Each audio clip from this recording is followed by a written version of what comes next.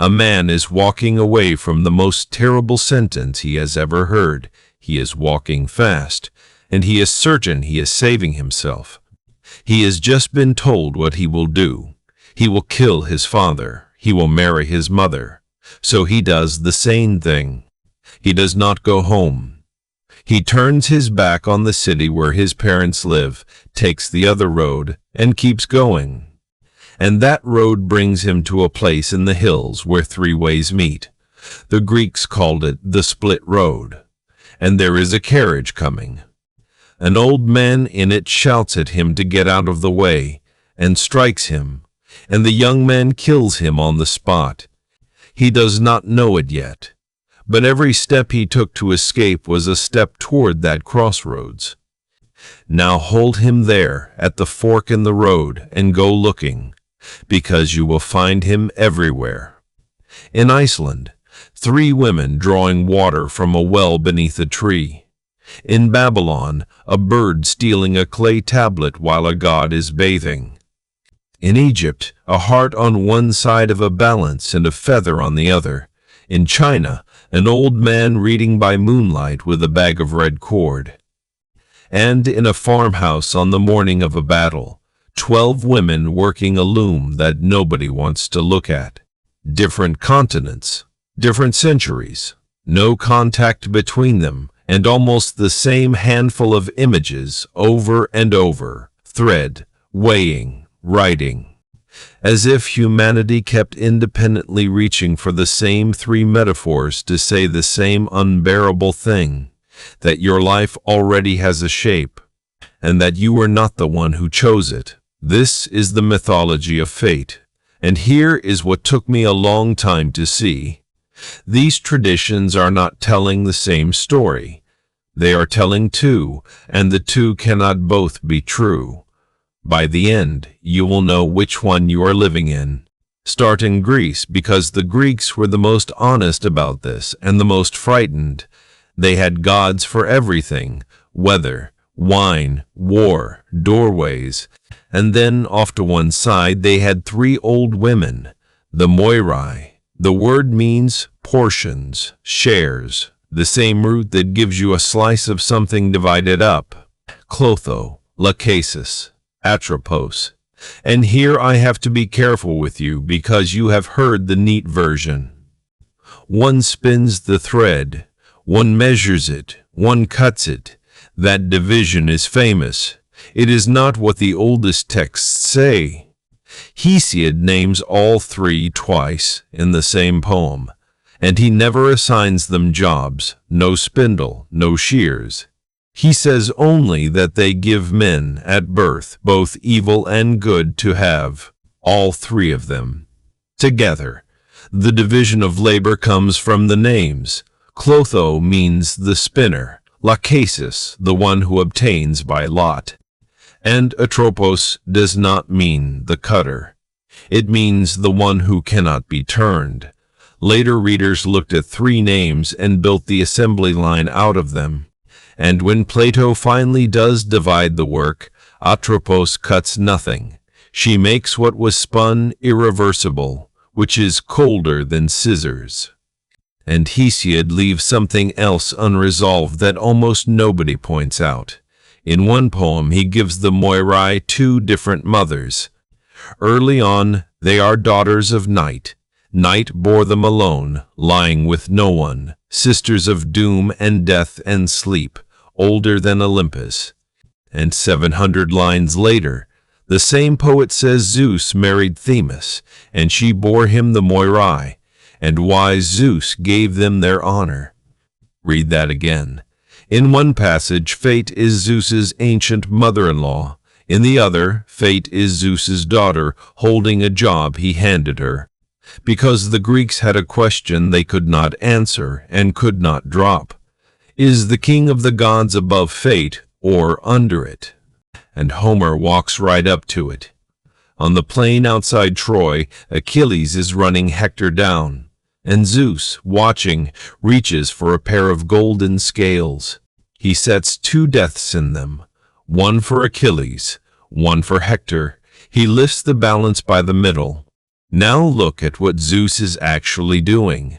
He is not deciding, he is checking. The most powerful being in the universe is holding up a measuring instrument to find out what happens. But 6 books earlier, Homer shows you the opposite and never reconciles them. Zeus has a mortal son at Troy, Sarpedon, and he is about to die. And Zeus says out loud that he is thinking of snatching him off the field and setting him down alive at home. He is thinking of overruling it. And Hera turns on him. And listen to what she actually says, because it is not what you would expect. She does not say you cannot. She says, do as you like. But we other gods will not all approve. And if you do it for your son, another god will want it for his. That is not theology. That is a cabinet meeting. Hera's objection to breaking fate is that it would set a precedent. And Zeus backs down. And the poem says he poured bloody raindrops down onto the earth, honoring his dear son. Not tears. Rain. A red rain falling on a battlefield because a god chose not to use a power he apparently had. And Homer keeps a phrase in his back pocket that gives the game away. Beyond fate, he uses it. The grammar allows what the theology forbids. Behind the moirai, the Greeks put something older, not a person, a force, anunci, necessity, the bare fact that some things must. In Plato's great vision, the moirai are her daughters, and there is a spindle, enormous, turning the whole cosmos, and it turns on the knees of necessity, and the 3 sit around her singing. Lachesis sings what has been, Clotho what is, Atropos what will be. Stop on that. The future does not belong to the spinner, it belongs to the one who cannot be turned. And now a warning, because this is where fate myths get mangled. There is another figure standing near the moirai, and she is not one of them. Nemesis.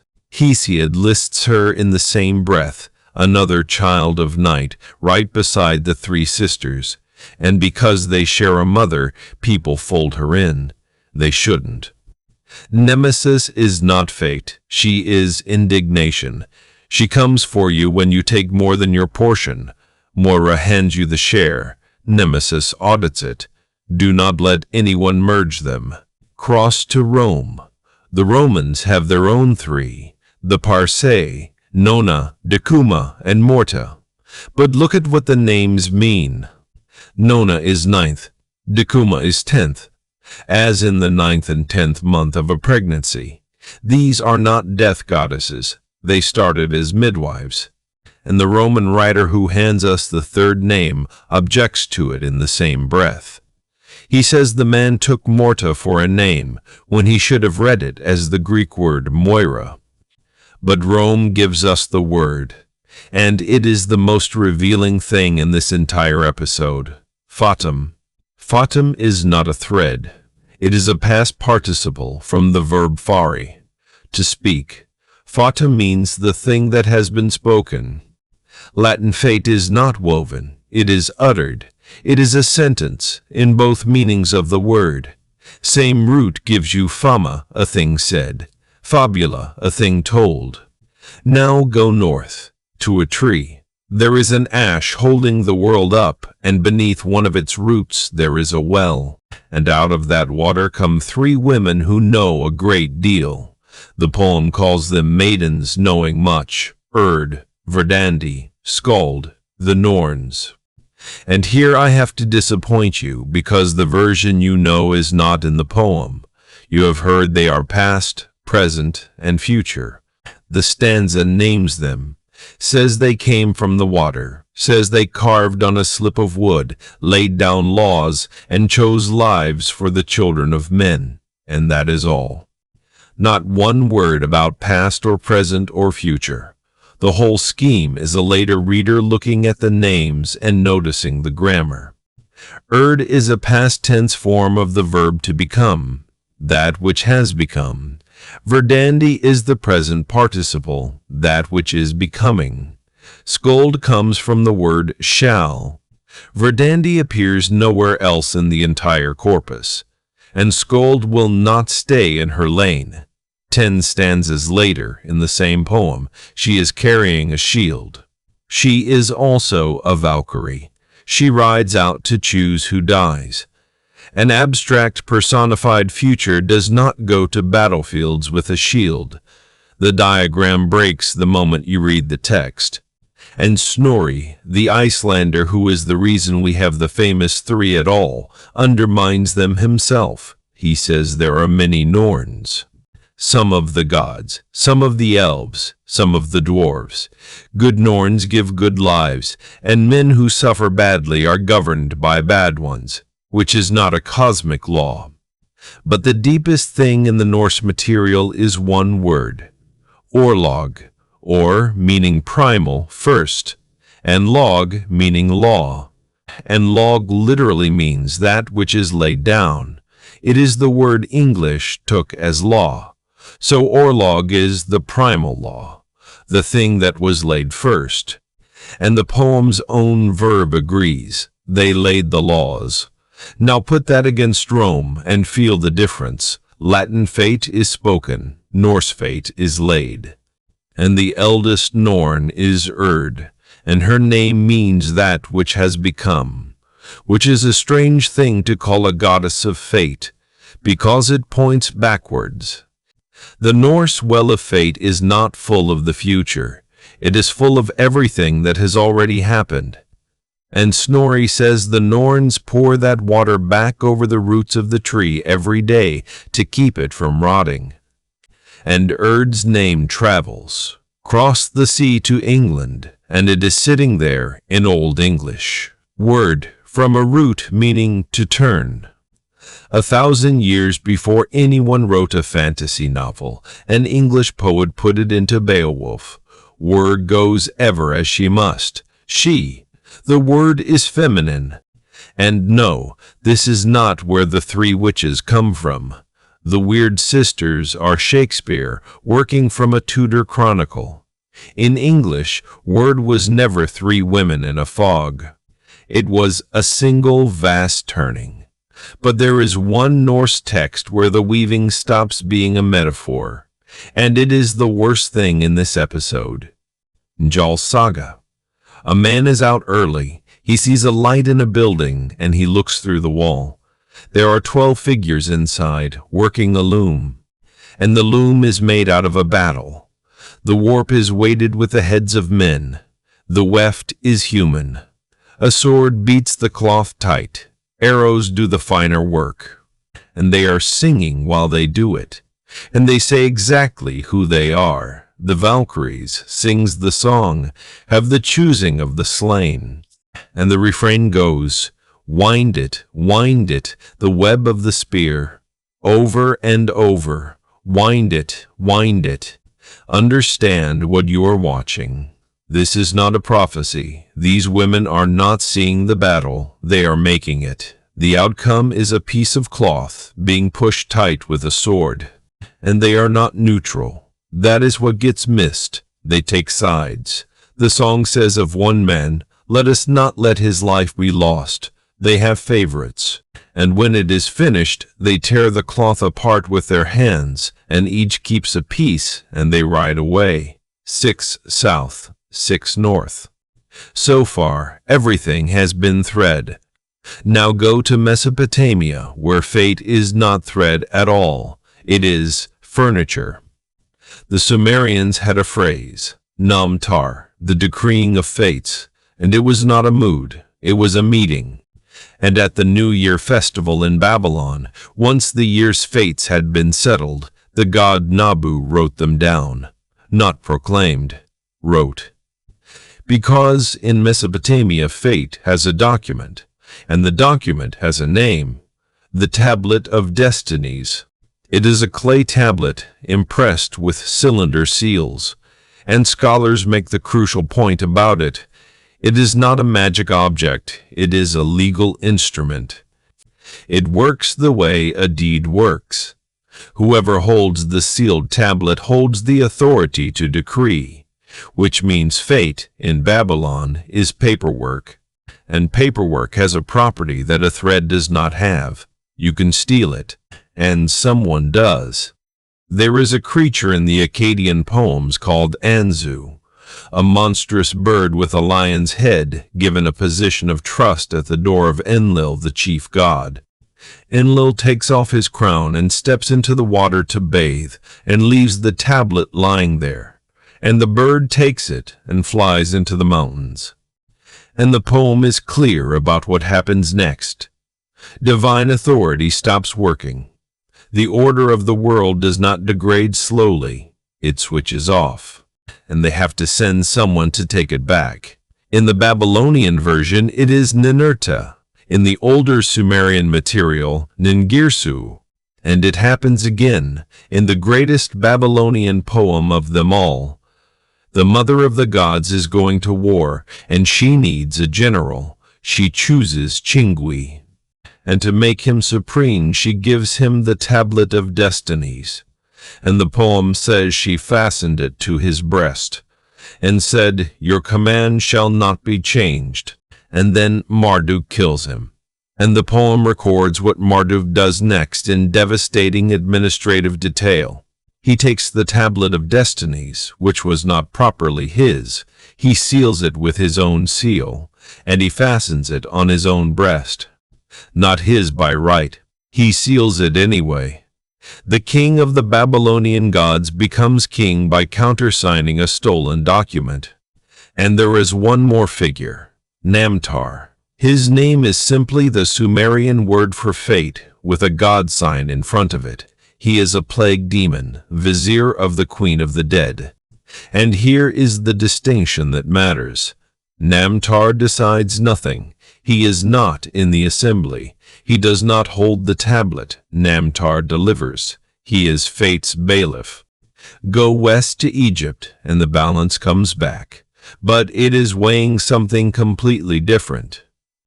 Egypt has a god of fate, and he arrives with you. Shai, born at the moment you are born, holding the length of your life. And he is not alone at the delivery. Meskenet is there, goddess of the birth brick you were delivered onto, and she decrees the destiny. And Renenutet, who gives the child its true name. And then, at the end, the hall. The heart of the dead is set on one pan of a scale, on the other pan is a feather. Anubis works the balance, Thoth writes the result, and a creature waits underneath in case the heart is heavier. And here is the detail that closes the circle. Shai is there. In some scenes, fate itself testifies about the life that was lived. Zeus weighed 2 men to find out which one dies. Egypt weighs your heart against a feather to find out what you did. Same instrument, utterly different question. One measures destiny, the other measures conduct, and that gap is the whole argument of this episode. Because there is another model, and it is not a softer fate, it is the flat denial of it. In India, the word is karma. The word means simply action. Sanskrit has a perfectly good separate word for predestination. Karma is not it. Karma is action, and the consequence that action carries. And the earliest place we can watch the idea surface is one of the strangest scenes in religious literature. A sage is being questioned in public about what survives a death, and he stops, and he takes the questioner aside. The text says the two of them went away and discussed it privately. This was too dangerous to say in the room. And what he says in private is this: a man becomes good by good action, evil by evil action. As a man acts, so he becomes. That is the whole detonation. No thread, no tablet, no scale. Because look at what karma removes. It removes the spinner. The Mahabharata sets the given against human effort. And in exile, Draupadi and Yudhishthira have the argument outright. What is the point of virtue in a world that does this to us? India never pretends this is settled. But the model is not a thread, it is an account, and you have been writing it. And China takes the same instinct and points it at kings, the mandate of heaven. Around 3,000 years ago, the Zhou overthrew the Shang, and they had a legitimacy problem. So they made an argument. Heaven grants the right to rule, but it grants it conditionally to whoever governs justly. The Shang had it. The Shang lost it through their own misrule. And the Duke of Zhou, who articulated it, did what people building an empire almost never do. He turned it on himself. He warned in writing that it could happen to the Zhou. That is not fate. That is a destiny with a termination clause. And the floods and the famines are not disasters, they are the audit.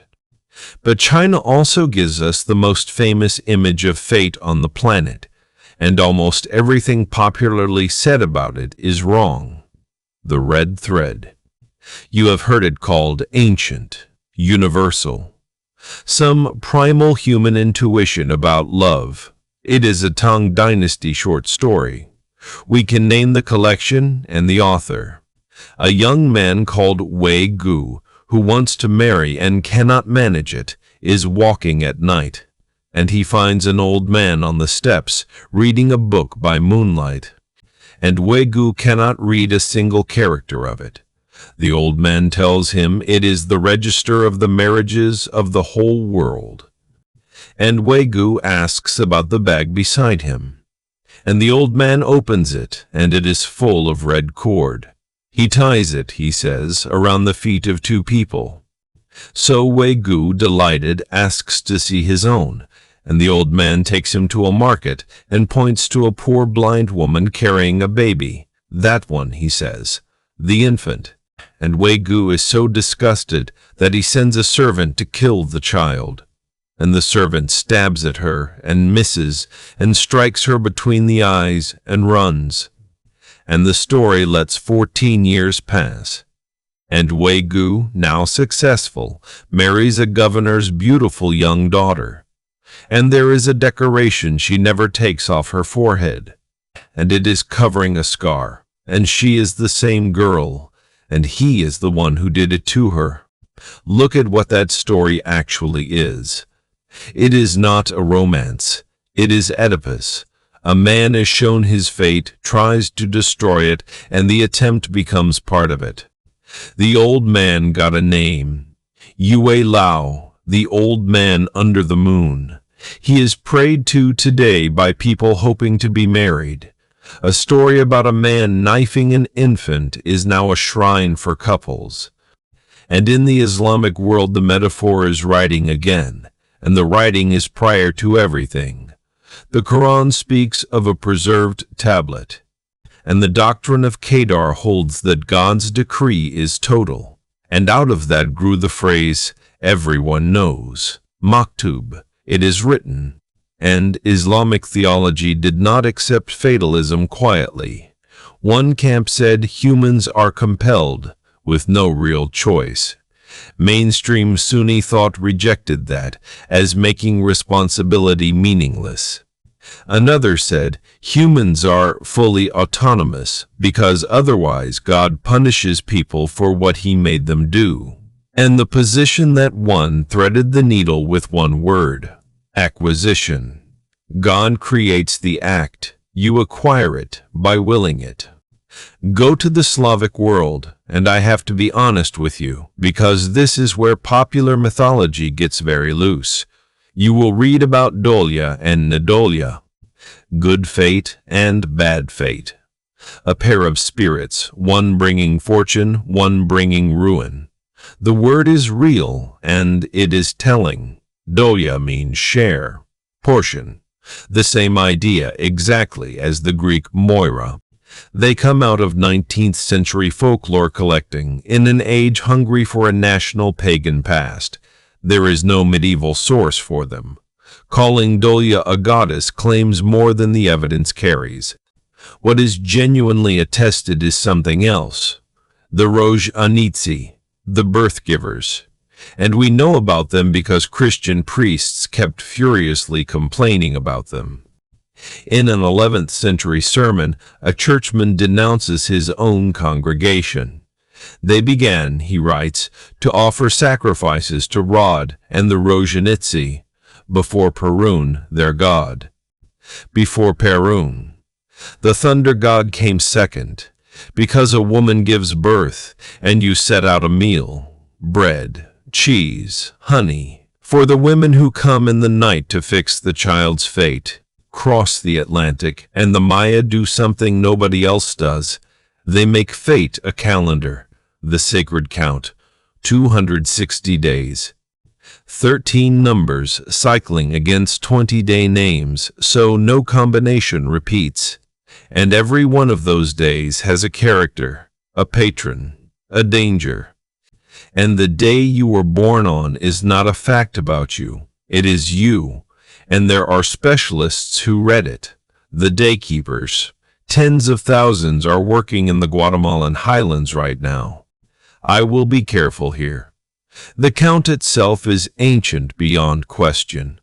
Reading a newborn's destiny from it is best documented from the colonial period onward. 260 days is roughly a human pregnancy. The calendar of fate is the length of the making of a person. Now line them all up. These traditions do not disagree about details. They disagree about what kind of thing a life is. Camp 1 says a life is a free AD. The moirai, the Parsei, the Norns, the Valkyries at the loom, the red cord. And a thread has a property. It is finished before you experience it. It was spun somewhere else. You are only traveling along it. Nothing you do adds an inch. The most virtuous man alive gets the length that was measured out. Conduct is irrelevant to the material. Camp 2 says a life is an akant, the Egyptian scale. Karma, the mandate of heaven, the weighed heart. And an account has the opposite property. It is not finished. It is open. It is being written by the thing you did this morning, and there is no bridge. A thread does not care what you did. A ledger is nothing but what you did. And the split is not geographic. Greece and Rome and the North are threads. Egypt and India and China are accounts. And Mesopotamia is neither, which is why it is so strange. Because in Babylon fate is an object. It sits on a table. It can be handed to a general, taken off a corpse, snatched by a bird. And now the third thing, the one that is worse than either camp. Because there is a third position, and it is the most disturbing idea in world mythology. It is the fate you know about. Go back to the man on the road. He is not ignorant. That is the entire point of him. He has been told. And Sophocles builds the trap so carefully it is almost cruel. Because the boy is not trying to cheat the gods. He is trying to be good. He grows up in Corinth believing the king and queen there are his parents. A drunk at a feast calls him a counterfeit, a fabricated child, and it lodges in him. So he goes to Delphi to ask a simple question. Who are my parents? And the god does not answer it. Sophocles is explicit. Apollo dismissed the question as unworthy and told him something else instead, the killing, the marriage. So of course he runs. He runs from Corinth because he loves the people he believes are his mother and father, and he will not risk it. His love for them is the engine. He is not running from morality, he is running because of it. And that road goes to the split road. He stands at a place where the world splits, and he chooses, and the choosing is the mechanism.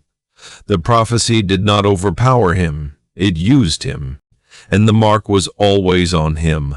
His ankles were pinned together as an infant the night they carried him out to die. He was named for the damage. He walked his whole life on the evidence, and never once looked down.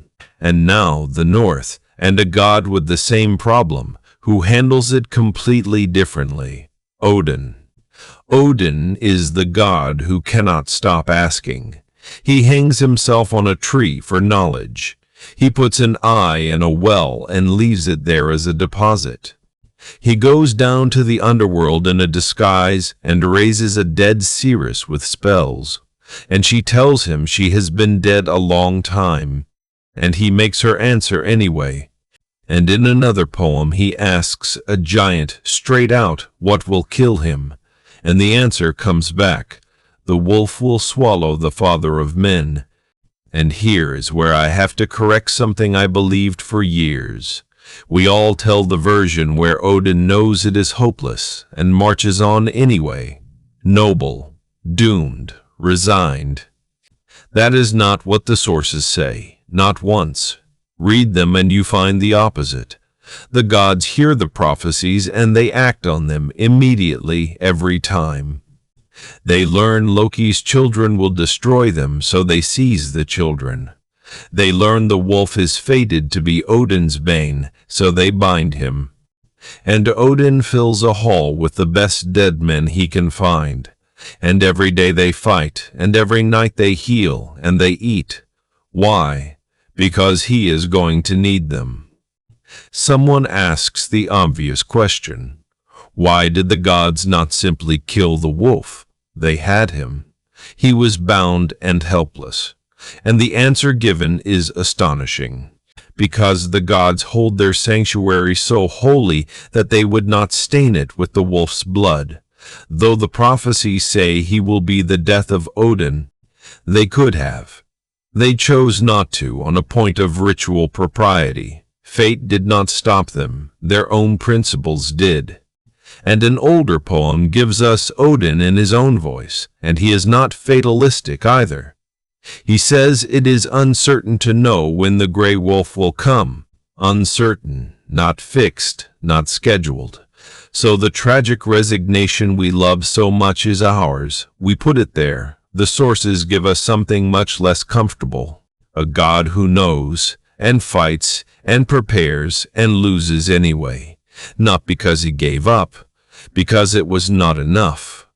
Now look at the two of them, the boy at the crossroads and the god at the well. Both were told.